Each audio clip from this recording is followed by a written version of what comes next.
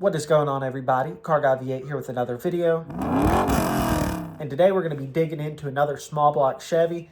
Here we've got a 400 cubic inch small block that's bored 40 thousandths over. So it's technically a 408 cubic inch small block. And a lot of guys will tell you that's the biggest you can go on one of these.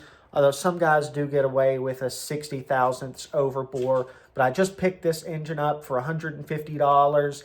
And it was supposedly a fresh build.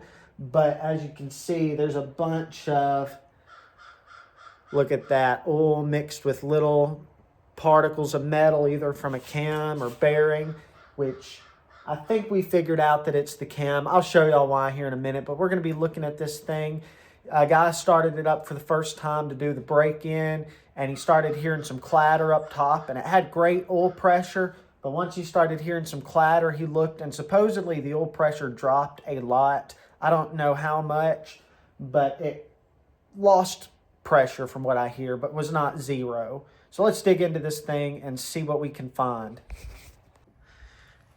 So I'm going to start off here by pulling lifters, which, as you can see, just looking at the first one, that one is absolutely trashed.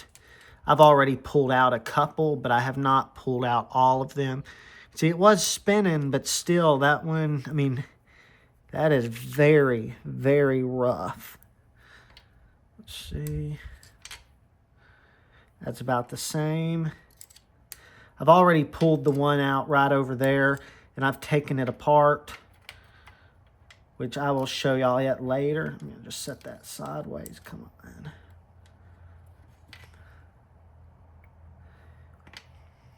Very rough.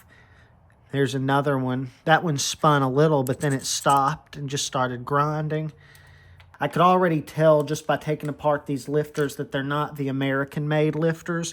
If they were the American-made flat tappet lifters, I have a feeling this engine would still be on the road right now, provided the oil pressure issue is not something else that's crazy, but we'll get there. So all of these lifters are extremely rough. You can see the pistons are 40 thousandths over. You can see where they have touched the valves, every single one of them, which, according to the guy, that was not during this engine build. That was a previous one. Now I want to pull the cam out, and I want to see what camshaft they put in there. Let me set this up right here, and we'll get started.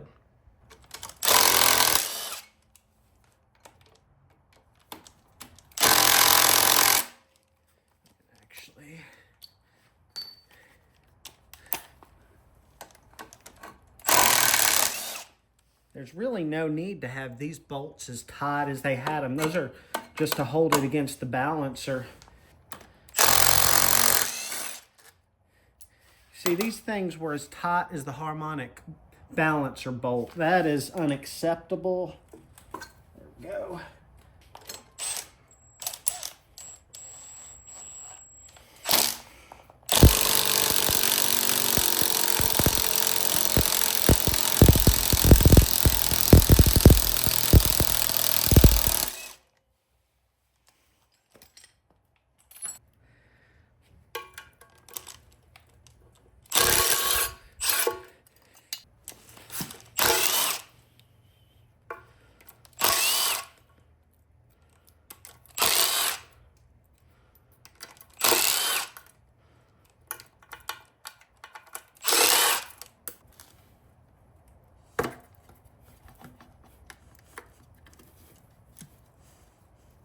So they used a nice double roller timing set. It's actually pretty stiff. Wow, that is too stiff. I'll just use this engine as an example real quick. 9.3 to 1 small block Chevy. No spark plugs in the holes. Easy as pie. This one needs rebuilt, but still, that engine, way too tight. So this is not the most scientific way to measure this, but it'll work in a pinch, basically to see about how many foot-pounds it takes to turn over an engine. I've got this set on 25 foot-pounds, which 25 is right there. See that? And just a tiny bit more, it turns over. So this one's probably probably 27, 28 foot-pounds, which is actually a little high for a small block. You know, a fresh build is usually around 20 to 25 foot-pounds. This one's a little bit higher than that, but still turns over, well, nice and smooth. But it's not a fresh rebuild either. Okay, I have this thing set at 40 foot-pounds. That's 40 foot-pounds of torque. Okay, it's a little easier right there. There's some easy spots. Yeah, like there, that's easier. Yeah, but that's tight, especially for a so-called fresh build. Yeah, about 40 foot-pounds, a little more. Let's pull out the bolts on this timing gear.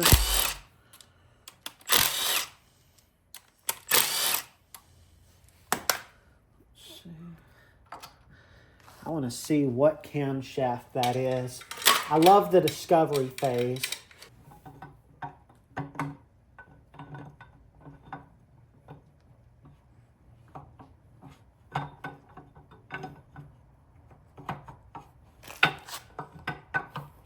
I can already tell that cam bearing is absolutely wiped.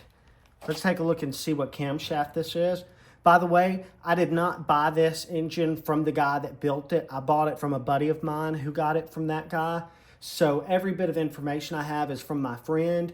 So I can't actually talk to the guy who built this engine because I do not know him. Well, guys, the camshaft is out, and it is honestly exactly the cam I expected it to be. It is a Comp Cams camshaft, a 12-238-2, which is a 218-224 extreme energy camshaft on like a 462 lift on the intake side, and I think 469 on the exhaust, 110 LSA. But as you can see here, we have a decent lobe. You can see a lifter was spinning on it. Here we have some not so decent lobes that have gone completely flat. That one is, all these are pretty much going flat. That one and this one are really the only two somewhat decent lobes, which you know they would have gone down eventually anyway. So that definitely explains all the metal in the engine. These lobes wore down pretty badly, so that would explain the rocker arm clatter. And here we have the lifter that I pulled apart. This is, I'll put up a chart here which shows the most common lifters. You can see this actually doesn't fit any of those lifters. It's really close to the GM and Eaton one, but it's still like a hybrid between the two, which means it's just some, you know, overseas cheap lifter. If you want a flat tappet cam to survive these days, flat tappet cams are not the problem. It's these cheap cores and the cheap lifters. Get yourself a Johnson High Lift flat tappet lifter, the only USA company that still makes lifters. They supply Iski, they supply Howard's, and some other good American names. I think maybe Clay Smith's cams, they might supply them. I'm not for sure about that.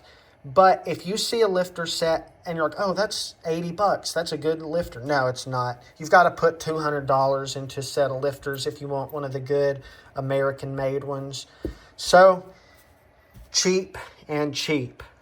I'm not going to sit here and pretend to be an expert on cam bearings because I've actually never installed one in any engine. But I will say, whenever I was putting the snake up through here, I noticed this front bearing has the two oil holes right here and here. So both towards the side.